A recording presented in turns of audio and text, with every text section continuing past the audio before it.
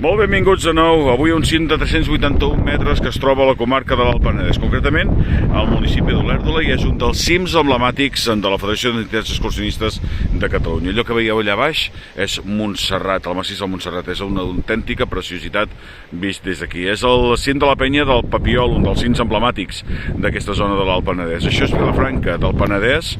Veiem tota aquesta zona preciosa amb la Serra d'en Cos a darrere i també d'altres que hem fet multitud de vegades amb les nostres rutes, i al davant, just en aquesta zona, hi trobem el Peny de Sant Jaume, que és del primer terme, però a darrere el Puig de l'Àliga, que una altra emblemàtica ja us el van oferir fa un temps. La zona de Vilanova i la Geltrú, de Sitges, que trobem a la banda de mar, i nosaltres tota aquesta zona del Garraf, que també l'hem fet i l'hem corregut. Una mica de vent avui, una ruta que ens ha portat des de Guinyó i que continua fins a la zona d'Olèrdola, on acabarem la nostra ruta. Per tant, això és el cim que us hem dit de la Penya del Papiol, als cims a Catalunya.